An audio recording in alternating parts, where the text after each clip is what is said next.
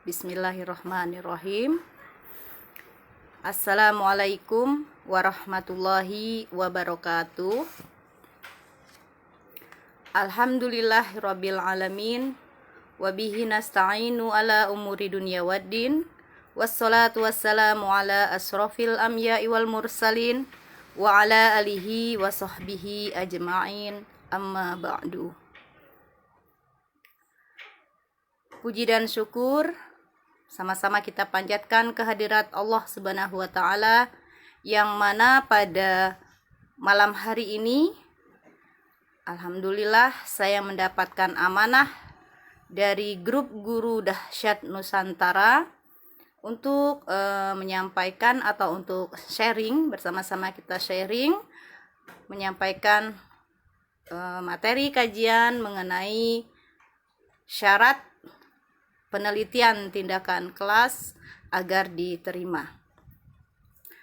Bapak Ibu guru sekalian, sama-sama juga kita sampaikan sholawat kita kepada baginda Nabi Muhammad SAW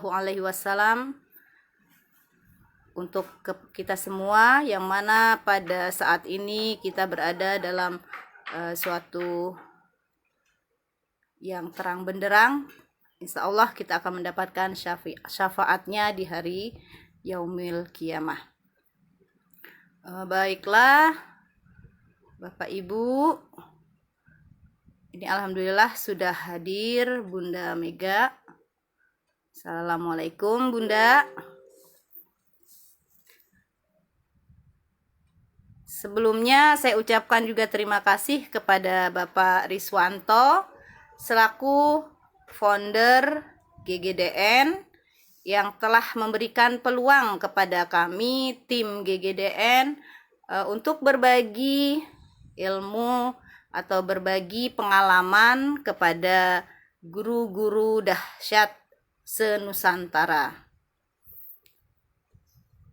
Baik Bapak Ibu, sambil menunggu peserta lain untuk hadir, alhamdulillah sudah ada 2 orang ya.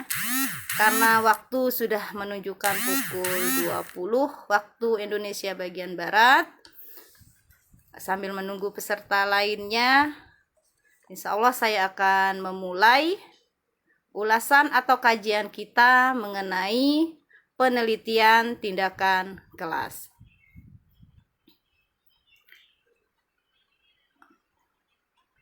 Bapak Ibu guru sekalian,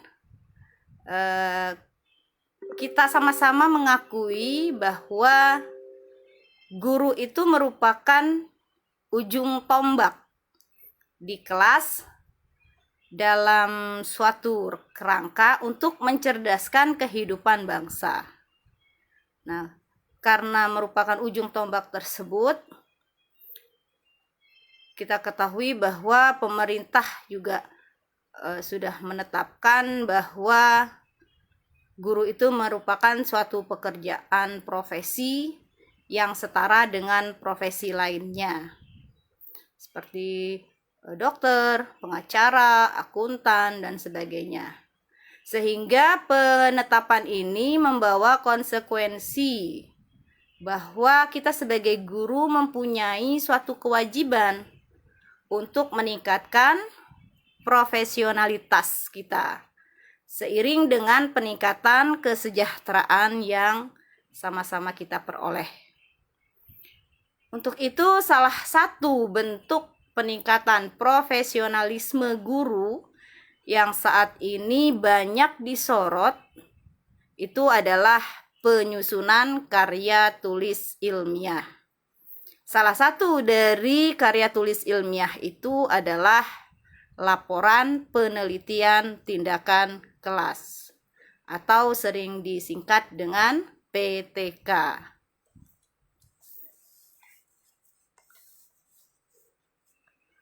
Baik Bapak Ibu, alhamdulillah sudah bertambah 8 orang yang mengikuti siaran ini. Saya ucapkan selamat bergabung.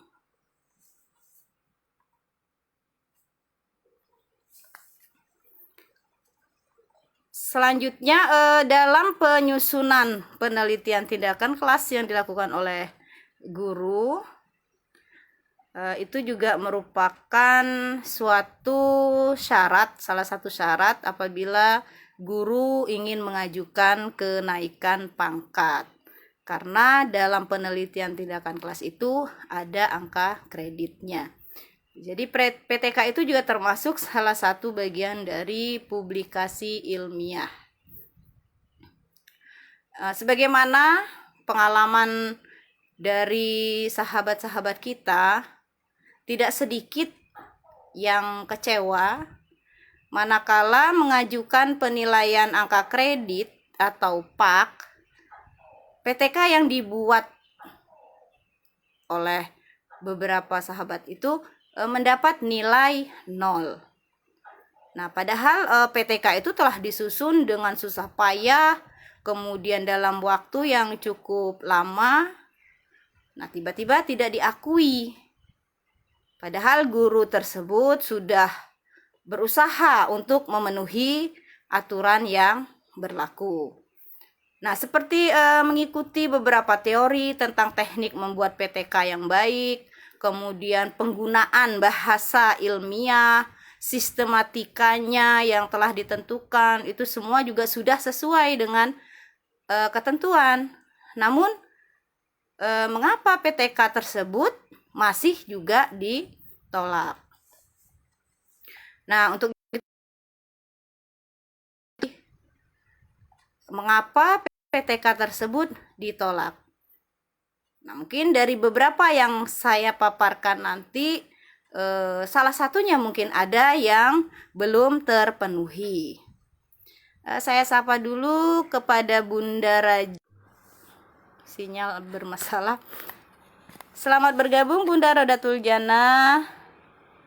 Terima kasih sudah ikut hadir.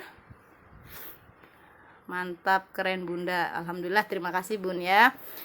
Kita lanjutkan. Dalam penyusunan laporan PTK, kita harus memperhatikan bahwa PTK itu punya prinsipnya APIK. APIK. Yang pertama A. A itu artinya asli. Jadi karya tulis ilmiah yang kita buat itu, atau penelitian tindakan yang kita buat itu adalah asli, bukan jiplakan atau bukan plagiat.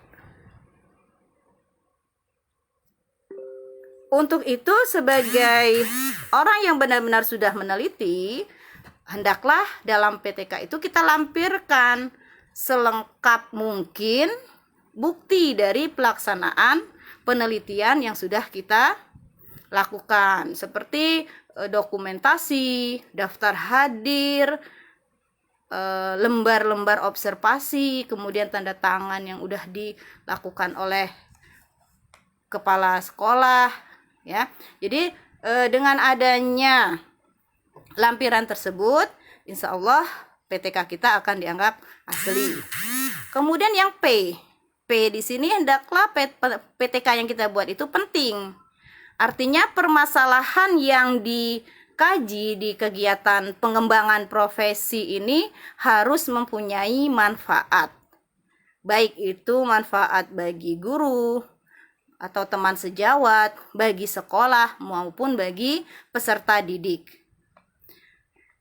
Kemudian prinsip berikutnya itu I. I itu ilmiah.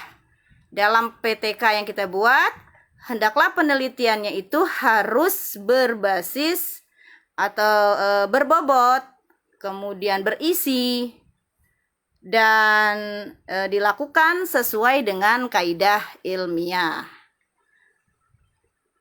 Dan yang terakhir itu K. K itu artinya konsisten. Jadi karya tulis ilmiah harus disusun dengan suatu rasa tanggung jawab dan merupakan tugas sebagai peneliti, yaitu sebagai seorang guru. Jadi kita harus memperhatikan APIK tadi, asli, penting, ilmiah, dan konsisten. Nah, setelah konsep dalam PTK itu kita terapkan, kemudian kita harus perhatikan juga agar penelitian tindakan kelas yang kita lakukan tadi mendapat nilai angka kredit 4.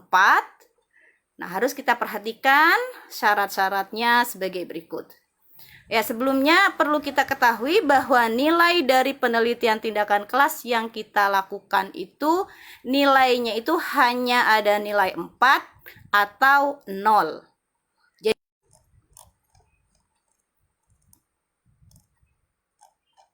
Yang pertama,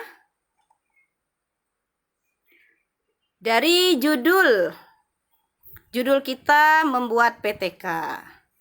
Mungkin Bapak Ibu, koneksinya, maaf ini koneksinya agak bermasalah. Saya sapa dulu Bunda Nurlelawati, selamat bergabung Bunda. Terima kasih. Kita lanjutkan. Untuk judul PTK itu harus bercirikan PTK. Nah, bagaimana judulnya? Pada umumnya, judul PTK itu diawali dengan kata atau penyembuhan dari suatu penyakit, maka harus ada penyakit, kemudian ada obat, ada pasien, dan ada rumah sakitnya. Jadi, penyakit di sini permasalahan yang ada pada kompetensi dasar. Pada kompetensi dasar apa yang belum tuntas? Nah, ini kita carilah, kita kaji ulang pembelajaran yang sudah pernah kita lakukan. Di kompetensi dasar mana banyak peserta didik yang belum tuntas dalam pembelajaran. Nah, kemudian KD itu penyakitnya, masalah. Nah, kemudian pasien. Pasien ini siapa? Jelas pasiennya adalah siswa di kelas berapa. Jadi satu kelas yang kita teliti. Jelaskah jumlahnya berapa? Yang penting dalam satu kelas yang bermasalah. Kemudian rumah sakitnya. Rumah sakit di sini adalah sekolah atau instansi tempat kita bertugas yang digunakan untuk penelitian. Apakah sekolah dasar SD atau MI, Madrasah Ibtidaiyah, apakah SMP atau MTS, Madrasah Sanawiyah, SMA atau SMK? Mana dijelaskan? SMA negeri berapa atau SMA 4, SD negeri Salaman, Magelang. Maaf ya, ini sinyalnya sering terputus. Nah, insya Allah jika judul ini sudah memenuhi syarat dan judulnya jelas, berarti kita lanjutkan lagi dengan syarat berikutnya. Syarat berikutnya, penelitian dilakukan di kelas tempat guru mengajar. Jadi, tidak boleh kita meneliti di kelas lain, di kelas yang tidak kita ajarkan. Harus jelas kelas yang kita ajarkan. Laporan yang disusun akan dikatakan sebagai dia mengadakan PTK-nya bukan di kelas yang dia ajarkan, di kelas yang lain. Nah, tentu saja ini PTK-nya akan ditolak. Karena nanti ketika kita membuat laporan juga dilampirkan silabus, dan itu sesuai dengan, maaf ini sinyalnya sering terganggu. Saya sapa dulu Bunda Rosmita Ita hadir. Selamat bergabung Bunda Rosmita. Bunda Fatma, selamat bergabung. Saya ucapkan terima kasih. Ini maaf ini sinyalnya sering. Dia mengadakan atau melakukan penelitian di kelas 3. Nah, sudah dapat dipastikan bahwa PTK ditolak. Begitu juga apabila ada guru mengajar di SD negeri berapa atau di SMP berapa, namun melakukan penelitiannya di sekolah lain. Nah, makanya jelas PTK-nya akan ditolak. Jadi kita menelitilah di kelas kita sendiri. Seandainya Bapak Ibu mengajar ada kelas, terutama guru mata pelajaran, misalnya di kelas 9, kelas 9-nya ada 5 kelas atau sampai ada 10 kelas yang Bapak Ibu ajarkan. Nah, kita pilih satu kelas saja. Hendaklah pilihlah kelas yang bermasalah. Kelas yang bermasalah, kelas yang jika kita mengadakan penelitian, jika kita mengajar itu banyak nilainya yang di bawah KKM atau banyak siswanya yang tidak tuntas. Dalam PTK itu disusun berdasarkan prosedur yang benar. Nah, bagaimana prosedur yang benar? Jelas prosedur yang benar ini patokan kita sebagai seorang guru itu punya buku 45. Dari situ bisa kita ketahui bagaimana seorang guru dalam mengadakan publikasi ilmiah, sistematikanya, prosedurnya di situ jelas. Dalam menyusun sebuah PTK itu selalu ditandai dengan adanya siklus. Nah, siklus perputaran ya. Jadi dalam kita melakukan tindakannya itu di sini minimal agar diakui, agar diterima, minimal 2 siklus. Minimal. Lebih boleh. Nah, masing-masing siklus itu minimal 2 pertemuan. Jadi satu siklus itu, sebagaimana kita ketahui bahwa kita mengadakan penelitian tindakan kelas ini karena kita akan meningkatkan hasil belajar. Kalau run adalah kognitif. Atau bisa juga kita meneliti motivasi, minat belajar siswa dalam suatu KD tertentu untuk sikapnya, afektifnya. Nah, jelas di sini diperlukan 2 siklus. Dan jarang juga yang mengadakan 3 siklus. Jarang. Tidak ada karena jumlah pertemuannya kalau 3 siklus berarti sudah 6 kali pertemuan. Dan itu kita sesuaikan dengan jadwal mengajar. Jadi bila Bapak Ibu membuat atau meneliti PTK hanya 1 siklus, ya hendaklah dirubah menjadi 2 siklus, atau kalau lebih dari 3 siklus ya hendaklah diganti. Kemudian mengenai berapa pertemuan setiap siklusnya ini memang diusahakan lebih dari 1 pertemuan. Jadi bisa 2 pertemuan atau 3 pertemuan.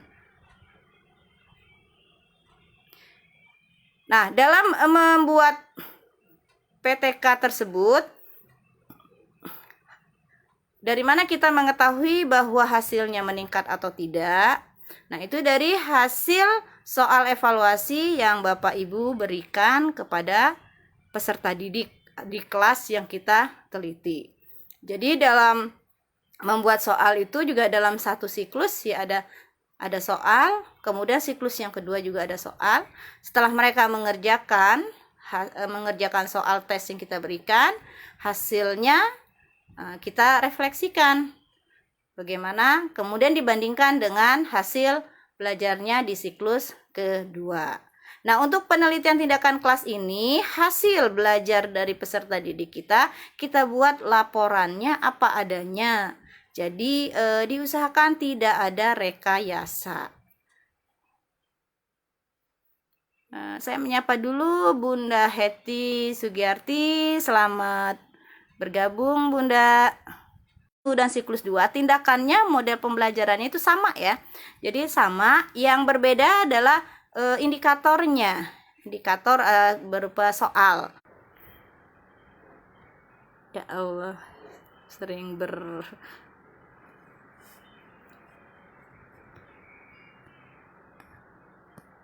Kita lanjutkan. Maaf, ini sinyalnya sering terganggu.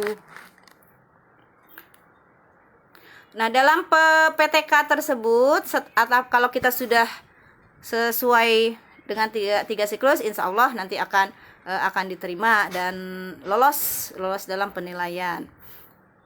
Kemudian untuk syarat berikutnya, jangan lupa juga kita melampirkan lampiran-lampiran untuk PTK tersebut itu harus lengkap. Kenapa tidak mendapat nilai? Ya kadang-kadang lampiran, jangan meremehkan lampiran-lampiran. Karena sebagaimana tadi kita ketahui konsep apiknya itu, apik berarti karya kita itu asli, bukan plagiat. Nah, dari situ bisa membuktikan bahwa guru tersebut benar-benar melakukan.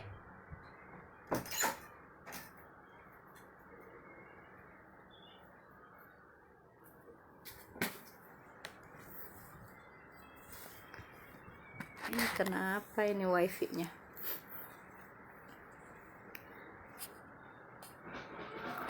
Kita lanjutkan Bapak Ibu ya. Untuk lampiran harus kita perhatikan, lampiran itu harus lengkap. Kesahan dari hasil penelitian itu lebih baik lagi. Kemudian meyakinkan tim penilai bahwa PTK tersebut benar-benar dilakukan. Jadi bukan hanya sekedar.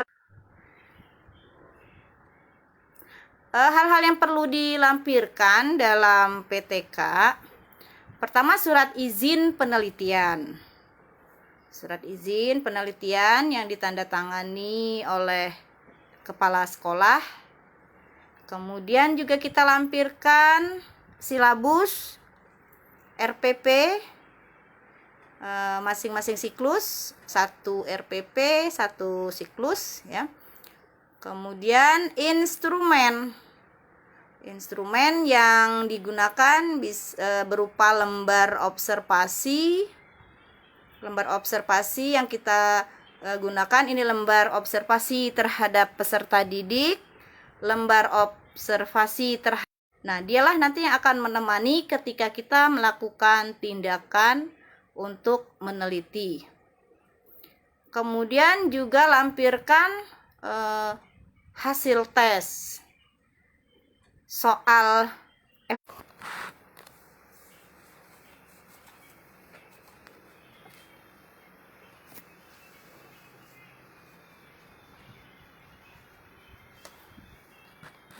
Ini cuacanya mendung jadi bermasalah nih sinyalnya.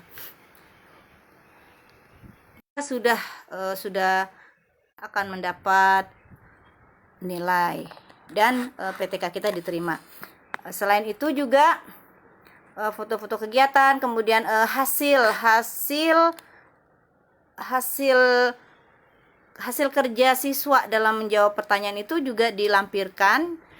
Jika dia berupa LKS atau LKPD, nah dilampirkan, cukup melampirkan perwakilan dari nilai yang terendah, nilai yang sedang, dan nilai tertinggi. Biasanya hitungnya 10% dari peserta didik nilai yang tertinggi, nilai yang di atas rata-rata, kemudian nilai yang sedang, dan nilai yang paling terendah, itu 10% dari jumlah peserta didik. Nah, itu dilampirkan. Kemudian juga foto-foto kegiatan selama mengadakan tindakan ketika kita berada di dalam nilai. Nah, syarat yang berikutnya, nah ini juga ini kabelnya buruk, koneksinya, ya Allah. Nah, untuk syarat terakhir, PTK agar mendapat nilai angka kredit 4, PTK-nya itu telah diseminarkan. Nah, jadi untuk PTK, cara kita mempublikasikannya ini dengan cara diseminarkan. Nah, kapan waktu mengadakan seminar? Dianjurkan jaraknya jangan terlalu lama dari PTK yang sudah kita lakukan. Untuk penelitian tindakan kelas yang kita lakukan, perlu kita perhatikan bahwa jumlah peserta sedikit lagi ya. Untuk peserta seminar ini minimal 15 guru dan minimal dari 3 sekolah yang berbeda. Penting dalam suatu kegiatan seminar, maksimal 3 guru penyaji yang berbeda. Jadi ini bisa kita gunakan dalam forum KKG atau MGMP. Nah, ini bisa kita lakukan kegiatan seminar PTK juga dalam kegiatan KKG, kelompok kerja guru, maupun MGMP. Jadi dalam penyajian tersebut yang dihadiri oleh guru satu semata pelajaran atau satu rumpun dengan kita. Jadi minimal 15 guru, minimal dari 3 sekolah atau 3 madrasah. Nah, dan jangan lupa pula untuk kita buat dan nanti kita lampirkan bukti pelaksanaan seminar tersebut. Bukti seminar yang perlu dilampirkan dalam laporan PTK kita itu meliputi surat undangan. Jadi Bapak Ibu buat surat undangan, kemudian daftar hadir yang memuat nama guru atau nama peserta seminar, asal sekolah, dan tanda tangan dari peserta tersebut. Kemudian laporan hasil seminar. Nah, itu juga dilampirkan. Jadi kita menggunakan ada juru tulisnya, kita bagi, ada moderator ketika kegiatan seminar kita lakukan. Dan jangan lupa juga dokumentasi atau foto-foto kegiatan seminar PTK tersebut. Karena dengan adanya foto ini lebih kenapa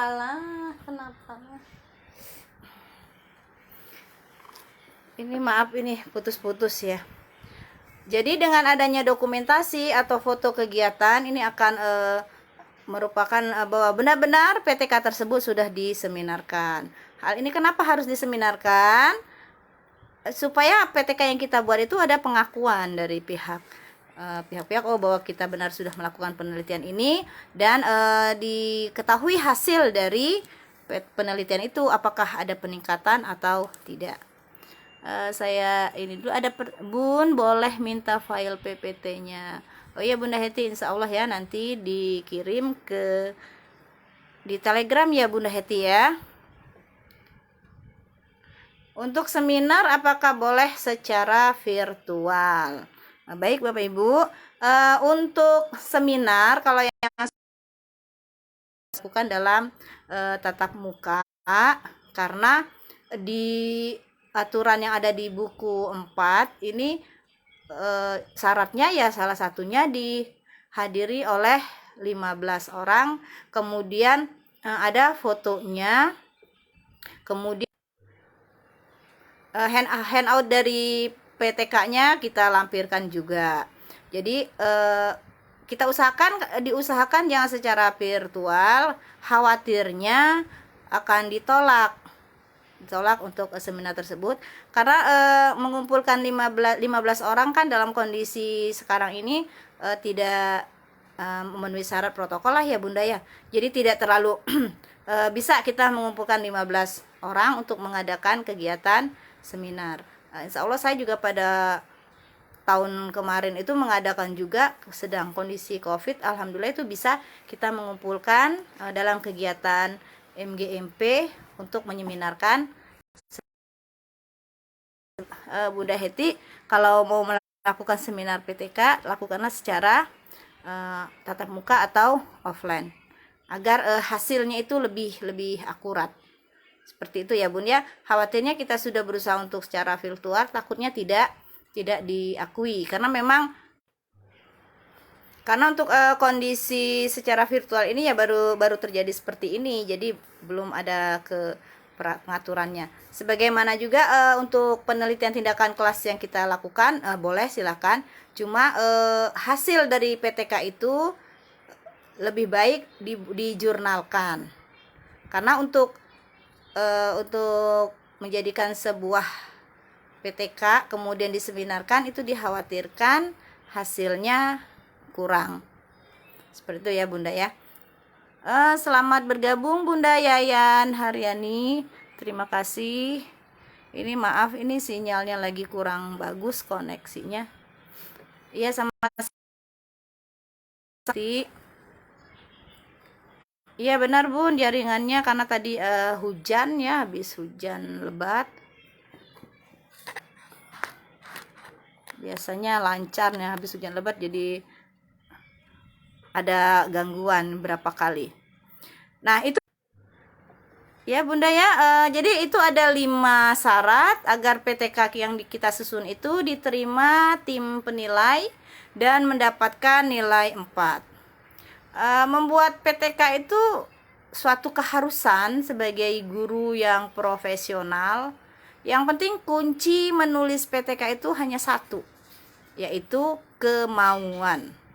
Insya Allah dengan adanya kemauan pasti kita akan berusaha agar kita punya suatu karya, dan karya tersebut dapat kita publikasikan dengan cara diseminarkan. Jadi kemauan yang kuat, dukungan dari kita agar ada peningkatan dalam pelaksanaan, dalam perubahan pembelajaran, hasil pembelajaran putra-putri atau peserta didik kita. Insya Allah ini akan menjadi suatu motivasi bagi kita semua untuk melakukan suatu penelitian tindakan kelas. Dan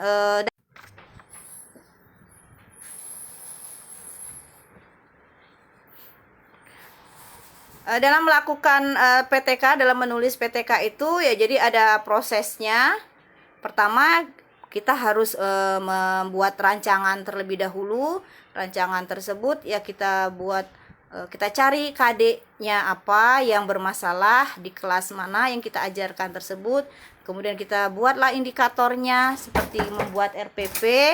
Kemudian juga jangan lupa langsung kita buat juga instrumen, dan dari cari tindakannya atau treatmentnya untuk mengatasi masalah tersebut apa, kira-kira cocok atau tidak ya, kita pelajari terlebih dahulu model pembelajaran yang akan kita gunakan.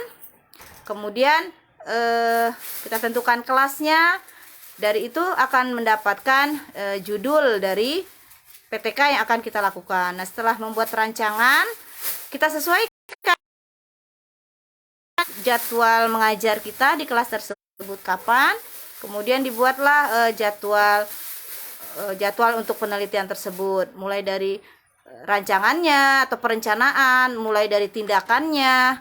Tindakan ini praktik kita untuk meneliti, dan itu pemakaian wifi Inci tolong diituin dulu biar nggak terganggu.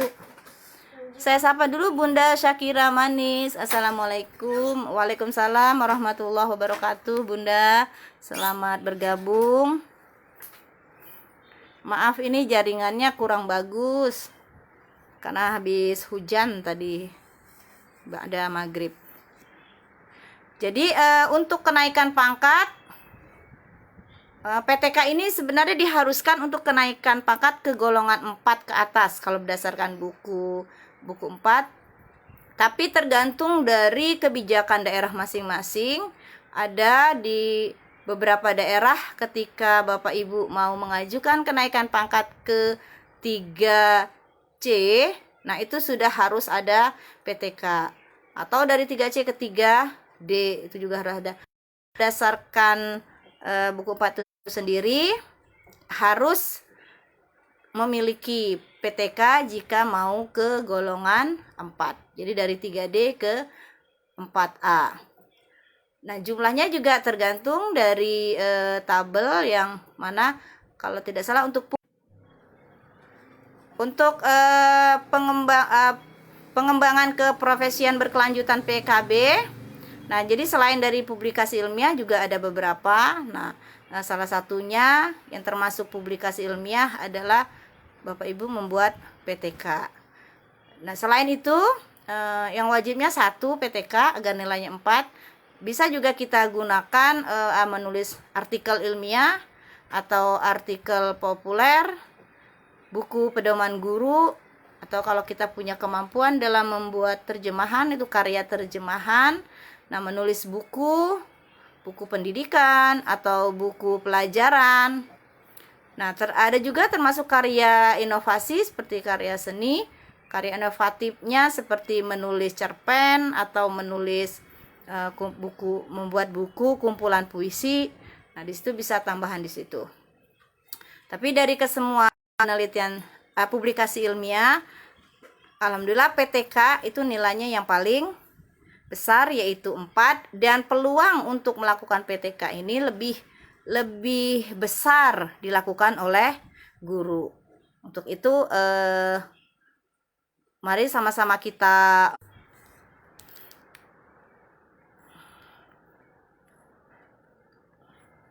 selamat bergabung Bunda Ida Safitriani. Assalamualaikum.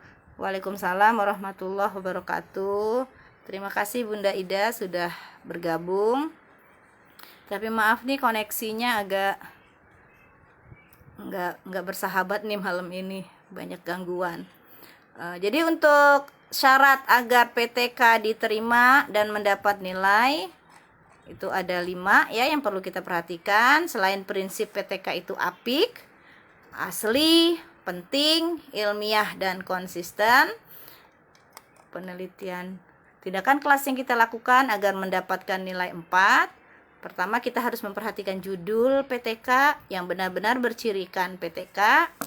Kemudian yang kedua, penelitian tersebut dilakukan di tempat guru tersebut mengajar dan kelas yang diajarkan, jadi tidak menggunakan kelas teman atau orang lain. Kemudian syarat yang ketiga, PTK disusun berdasarkan prosedur yang benar.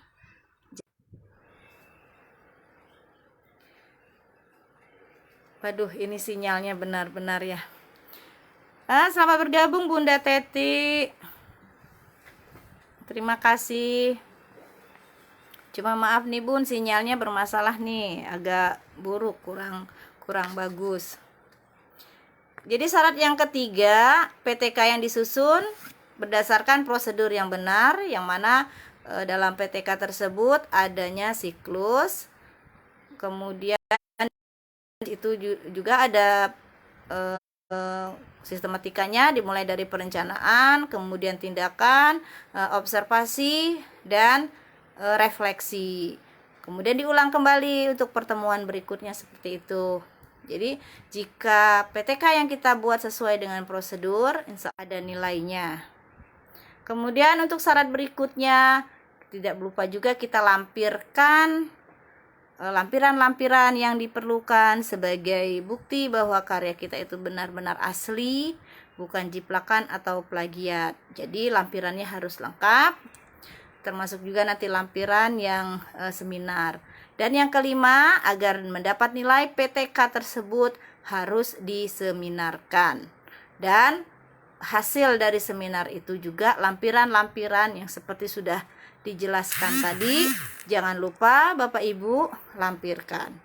Nah, insya Allah jika syarat-syarat dan prinsip dari pembuatan PTK sudah kita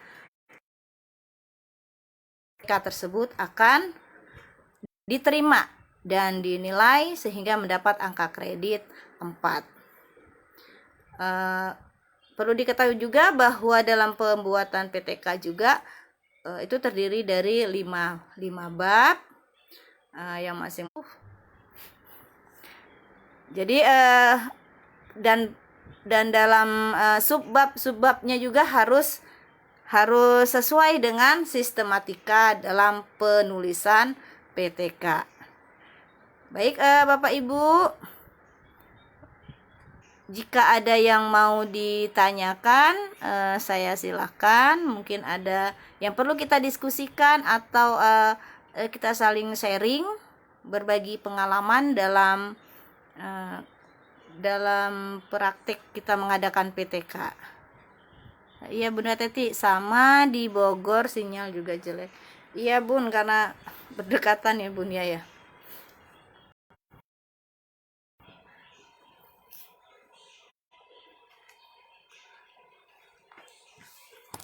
Bagaimana Bapak Ibu, kita masih ada waktu beberapa menit masalah PTK. Jadi insya Allah kalau kita sudah memperhatikan 5 syarat dan prinsip-prinsip dalam pembuatan PTK, hasilnya akan dinilai oleh tim penilai. Dan misalnya seandainya Bapak Ibu juga ingin lebih fokus dalam pembuatan PTK di grup Guru Dahsyat Nusantara atau GGDN, ini setiap bulannya insya Allah ada diklat atau kelas eksklusif belajar selama 3 hari mengenai penelitian tindakan kelas ini. Insya Allah dengan Bapak Ibu ikut kegiatan diklat ini lebih karena cara merencanakan, kemudian melaksanakan tindakan penelitian tersebut, serta membuat atau menulis laporan dari penelitian tindakan kelas. Jadi silahkan bergabung dan insya Allah setiap bulannya ada pelatihan tersebut. Baik Bapak Ibu, karena koneksi juga sepertinya kurang baik dan jamnya juga sudah menunjukkan pukul 21 waktu Indonesia bagian Barat. Demikian hal-hal yang dapat saya sampaikan pada malam hari ini. Semoga bermanfaat dan barokah untuk kita semua. Jika ada hal-hal yang kurang berkenan, yaitu berasal dari saya sebagai manusia biasa yang juga masih perlu belajar, dan belajar juga karena kegiatan kita ini juga sebagai sharing. Mudah-mudahan kita semua karya dan bisa menjadi guru yang profesional, sehingga kita bisa menyumbangkan hasil karya kita untuk dunia pendidikan. Demikian yang dapat saya sampaikan. Mohon maaf jika ada hal-hal yang kurang berkenan, terutama masalah sinyal, ya ini di luar kemampuan saya untuk mengatasi hal ini. Dan ucapan terima kasih kepada bunda-bunda yang sudah hadir pada malam hari ini. Semoga apa yang kita dapatkan mendapat ridho berkah dari Allah Subhanahu wa taala. Saya akhiri dengan wabillahi taufik wal hidayah. Wassalamualaikum warahmatullahi wabarakatuh.